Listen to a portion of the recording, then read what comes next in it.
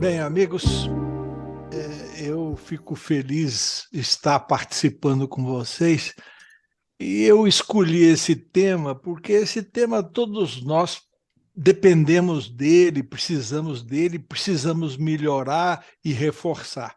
E eu escolhi algumas coisas que eu acho que vai ajudar muitas pessoas. Depois do papo, vocês comentam se foi importante ou não, para que eu tenha algumas referências importantes. Então, a importância da excelência em nossas vidas é fundamental e vamos procurar entender um pouquinho mais do que se fala. E eu escolhi umas reflexões iniciais que eu gosto, mesmo que eu já tenha colocado, eu quero que você pense de novo. Essa do Voltaire: ninguém é tão grande que não possa aprender, nem tão pequeno que não possa ensinar. Então, eu acho isso tem muito a ver com a gente. Ninguém é tão grande que não possa aprender, nem tão pequeno que não possa ensinar. Então, isso me motiva e eu gosto. E eu traduzi isso mais ou menos assim: todos nós somos professores, mesmo que seja pelo bom ou mau exemplo. Então, você pode ter certeza que tem sempre alguém observando você para fazer o que você faz ou não fazer. Então, a gente acaba ensinando sempre. Do Adams, eu gosto disso porque me leva longe. Um professor sempre afeta a eternidade. Ele nunca saberá onde sua influência termina. Eu acho que isso é tão forte que, se a gente lembrar das vezes que a gente ensinou ou das vezes que a gente recebeu ensinamentos, eu acho que isso tem muita importância para nós. Um professor sempre afeta a eternidade. Ele nunca saberá onde sua influência termina. E eu acrescento um detalhe a mais a isso, que diz assim: nós sempre afetamos a eternidade pela nossa forma de pensar e agir. Então, não é só agir que a gente muda as coisas, pelas vibrações mentais que a gente cria, sempre tem alguém que vai perceber isso e vai se utilizar a favor ou contra. Então, eu acho interessante que a gente pense a respeito disso.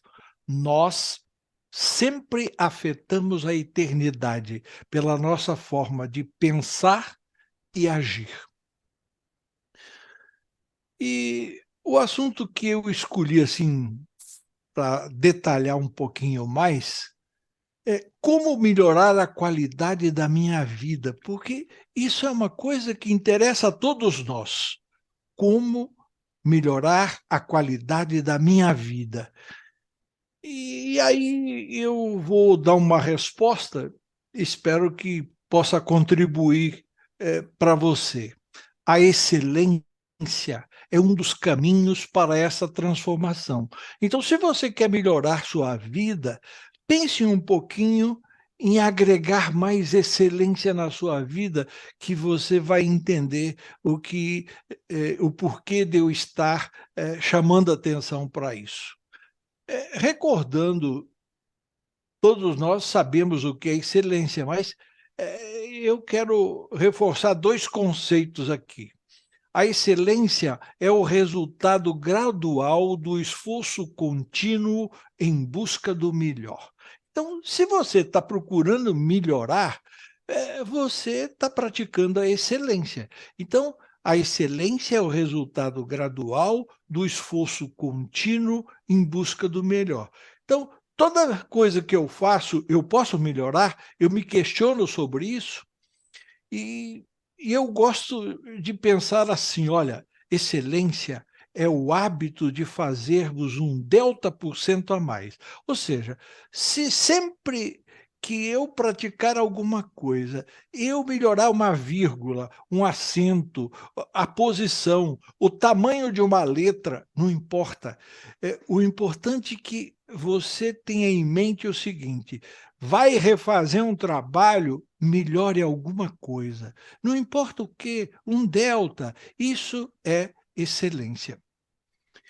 Agora, eu quero que você reflita um pouquinho sobre o que diz Vicente Lombardi. Ele diz assim, ó: a qualidade de vida de uma pessoa está em proporção direta com o seu compromisso com a excelência, independente do campo de atividade que escolheu. Então, ele está reforçando o que a gente acabou de falar. A qualidade de vida de uma pessoa está em proporção direta com o seu compromisso com a excelência, independente do campo de atividade que escolheu. Ou seja, em tudo que a gente vai mexer, tem um jeitinho de melhorar. Aí eu procuro sempre simplificar para mim as coisas e eu gosto disso, que diz assim: ser excelente é fazer a diferença. O que significa para você fazer a diferença? Fazer com que realmente os outros percebam quando você não está perto. Se você está perto, você faz a diferença e para melhor. E eu só recordo uma coisa, que só fazemos a diferença se estivermos motivados. Lembrando que motivação a gente falou no papo passado. Então, só faremos a diferença se estivermos motivados. Você lembra disso? Quantos fazem a diferença em nossa sociedade? Eu já comentei isso no grupo. Então, tem uma estatística que diz assim: as pessoas que fazem a diferença na sociedade, no geral, é 5%. É muito pouco. Mas pense, observe quais são as pessoas que fazem a diferença para você. E aí, em grupos seletos, a estatística diz que é 10%. Mas, mesmo assim, eu acho pouco. Eu acho que a gente precisa trabalhar para que as pessoas se motivem para fazer essa diferença. E o que nos motiva a fazer a diferença? Eu lembrei isso no nosso papo passado: benefícios a obter e prejuízos a evitar. Então, procure lembrar disso. Se eu fizer isso, que benefícios eu vou ter? Se eu não fizer, tá? Então, eu procurei colocar, se você esqueceu, procure rever isso, porque vai te fazer bem. Os entendidos afirmam o seguinte: quando a atividade é prazer, a vida é uma grande alegria. Quando a atividade é dever, a vida é escravidão. Então, procure olhar no seu dia a dia o que você faz com alegria, que é bom para você, e o que você faz como dever. Eu sou obrigado a fazer isso todo dia, faz de mau humor. Então, cuidado. Quando a atividade é prazer, a vida é uma grande alegria. Então, tem motivação. Quando a atividade é dever, a vida é escravidão. Isso é a parte de obrigação aí. Os sonhadores afirmam o seguinte: os apaixonados pelas suas missões ou tarefas, estes farão com que a palavra alegria tenha sentido em suas vidas. Então, procure criar condições de se apaixonar pelas coisas que você tem que fazer, ache motivo, sabe? Crie, use a imaginação, seja um apaixonado pelas coisas que você tem que fazer. Aí, para praticar a excelência, vai ser muito mais fácil. Eu coloquei aqui umas dicas para que você entenda e melhore ainda mais. Mais do que as nossas habilidades, são nossas escolhas que mostram quem somos ou seremos de fato. Então, escolha a parte que vai te levar a ser excelente. Então, se são as escolhas, mude, faça o que tem que ser feito. É evidente que as escolhas são geradas pelos nossos pensamentos. E eu já mostrei isso para vocês. A estatística diz: 90% não pensa. 5% pensa que pensa, mas realmente 5% realmente pensa. Ou seja, as pessoas que refletem sobre os seus pensamentos não passa muito de 5%. Então, observe à sua volta e veja por que as pessoas sofrem, ou observe onde é que elas estão. Nesses 90, 5 que pensa, 5 que realmente pensa, aonde você se encaixa. Dê uma olhada e comprometa-se com você. Leonardo da Vinci já dizia: quem pensa pouco erra muito. Quem pensa pouco erra muito. Eu acho legal que a gente tenha isso por perto. Eu quero lembrar você de uma equação, relembrar, porque você já conhece. Pensamentos tornam-se ações. Ações tornam-se hábitos. Hábitos tornam-se caráter. Caráter em destino. Então, os nossos pensamentos, eles traçam o nosso destino. E simplificando essa equação, nas coisas que mais que a gente tem que se envolver é nisso. Ações tornam-se hábitos e hábitos tornam-se caráter. Vão definir quem eu sou. Pelas minhas ações, eu acabo definindo quem eu serei ou sou.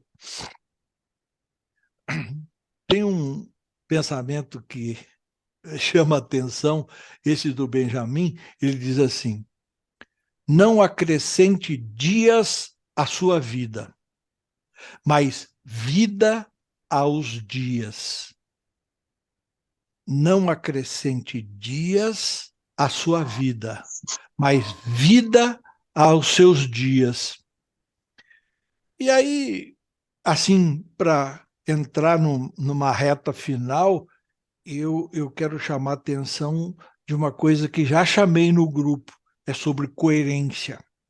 Então, o que é coerência? Coerência é a capacidade de vivermos de acordo com nossas próprias crenças, conhecimentos e convicções. Lembrando que crenças, conhecimentos e convicções, a gente vai melhorar sempre. Agora, eu estou conseguindo me manter nesse ritmo, eu estou conseguindo crescer minhas crenças, meus conhecimentos, minhas convicções e colocar em prática isso na minha vida, eu estou sendo coerente? Então, de vez em quando, a gente tem que pensar isso. E eu coloquei um lembrete para a gente refletir um pouco mais, que diz assim: o comportamento contraditório é produzido pela indisciplina e é a grande responsável pelo sofrimento humano. Quando você observa uma pessoa que está sofrendo muito, dê uma olhada nesse comportamento contraditório. Quer dizer, a pessoa está vivendo conflitos, ela está com dificuldade de administrar esses conceitos que ela tem. Eu lembrei isso também no papo passado, que diz assim: ser disciplinado é cumprir seus compromissos pessoais. Então, você, de vez em quando, tem que dar uma olhada nos seus compromissos, dizer: eu estou sendo pontual, eu estou sendo coerente, como é que eu estou agindo com meus compromissos? Então, a gente fala vida, viver, o que é? Viver é participar. como é que eu estou participando do meu entorno, né? Eu estou feliz, estou contente, então assim eu posso avaliar a minha vida. E eu lembrei esse do Eric que diz assim: o oposto da vida não é a morte, é a indiferença. Então tem que tomar muito cuidado com essa coisa chamada indiferença. Então, o oposto da vida não é a morte, é a indiferença. O que nós precisamos lembrar? Que na natureza não existe prêmios nem castigos, só consequências. E eu tenho certeza que você sabe do quê? Na natureza não existe prêmios nem castigos, só consequências. De que mesmo? Das nossas escolhas. Então, como é que andam minhas escolhas? Eu estou coerente com elas? E para encerrar o nossa reflexão sobre excelência, eu achei uma coisa que eu gostaria que você revisse, ouvisse, se você não teve a oportunidade de ver ainda, é, sobre o sofrimento humano, causa do sofrimento humano, a dor. Aí, o que é a dor? É um sinal de alarme de que algum dano ou lesão está ocorrendo. É lógico que a gente tem a dor emocional, tal, mas tem algum dano ou lesão que está ocorrendo. Agora, o que acontece no cérebro quando você sente dor? Então, eu tenho a impressão que eu pulei um slide, deixa eu só ter. Não, acho que não pulei, não. Então, o que acontece no cérebro que tem a ver com excelência, dor e comportamentos? Eu queria que você observasse. Primeiro, quando eu falei de dor, é que tem uma coisa chamada portal da dor. Então, se você procurar sobre o portal da dor, olha onde ele está localizado, observe a figura aí, tá? Então, guarde mais ou menos a referência. Como é que funciona esse portal da dor? Então, primeiro, que ele está localizado no velho cérebro. Então, como é que esse cérebro digamos assim, dividido pela ciência? Então, tem uma coisa chamada. Deixa eu tirar essa figura aqui. O neocórtex, que é o novo cérebro, e tem o arqueocórtex, que é o velho cérebro.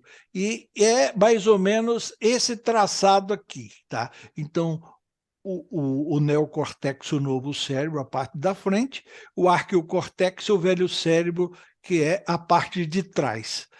Então, e aí você vai me perguntar o seguinte: Júlio, como é que eu vou diferenciá-los?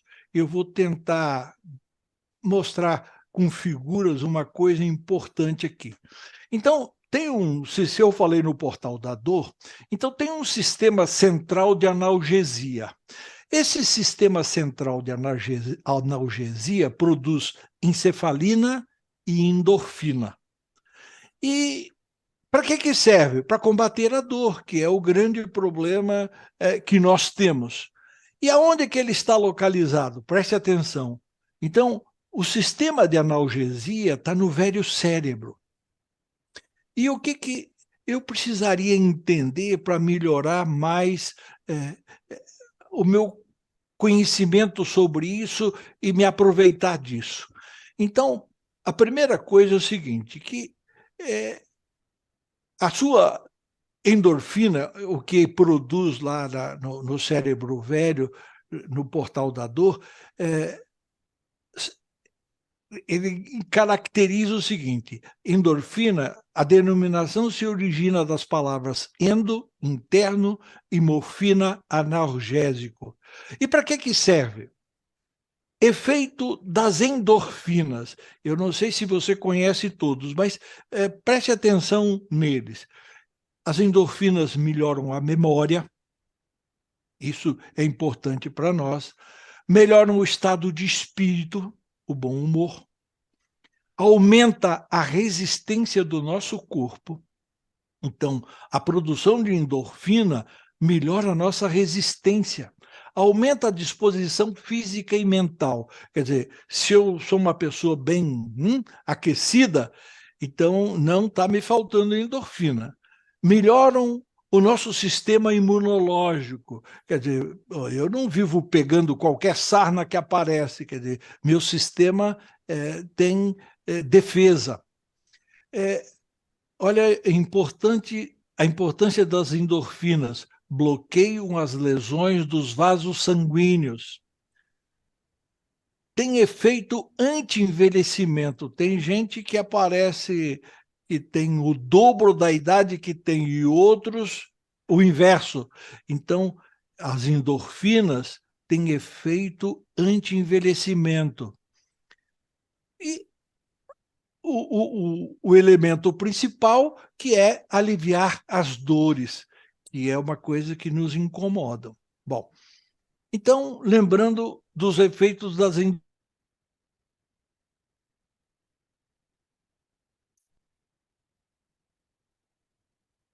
funciona no cérebro como um todo. Eu queria que você guardasse isso para você. Preste atenção aí.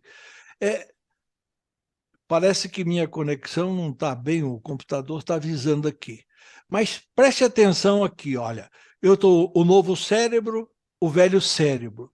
Agora, quando você ativa muito o velho cérebro, o que acontece? As suas endorfinas diminuem, porque ele substitui uma coisa por outra. Então, quando você fica triste, fica bravo, fica chateado, tal. Então, o funcionamento do velho cérebro, com essas atividades de tristeza, raiva e coisas similares, ele produz pouca endorfina, porque a endorfina é um trabalho do velho cérebro.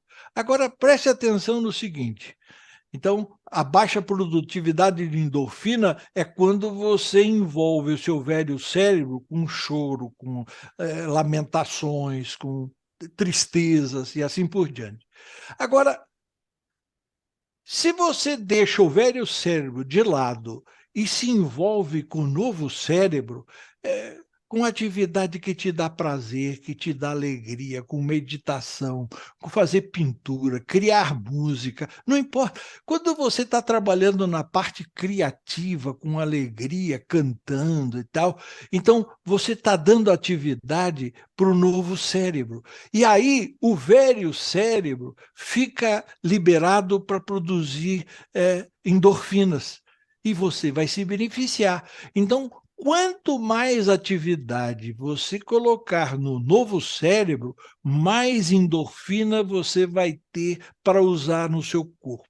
Então, reflita um pouquinho sobre isso e pense a respeito. Então, quando o velho cérebro não está sendo usado, a produtividade de endorfina aumenta. Isso é legal, eu achei legal e que a gente pode se controlar um pouco com isso. Então, resumo da produtividade do sistema central de analgesia. Mais atividade no velho cérebro, produção menor de endorfina. Mais atividade no novo, a produção maior de endorfina.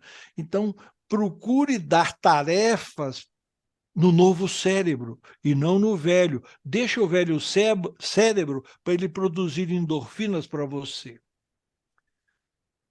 E aí ficou a pergunta final. Qual é a parte do cérebro que usamos ao praticar a excelência? Quando você quer melhorar uma coisa, você faz uma coisa com gosto, você procura melhorar e tal, você está usando o novo cérebro. E aí, o que acontece para você? Você vai ter mais endorfina para a sua vida. Então, cuide disso, isso é importante. A excelência nos leva a viver uma vida alegre e mais feliz, porque enquanto você está praticando a excelência, você está com muita endorfina à sua disposição. E com isso, eu espero que você tenha recordado algumas coisas que são importantes para nós. Eu quero te agradecer, dizer que é um prazer sempre conversar com vocês, e eu fico ainda mais feliz, e quero dar um abraço a todos e dizer que você tenha uma excelente final de semana.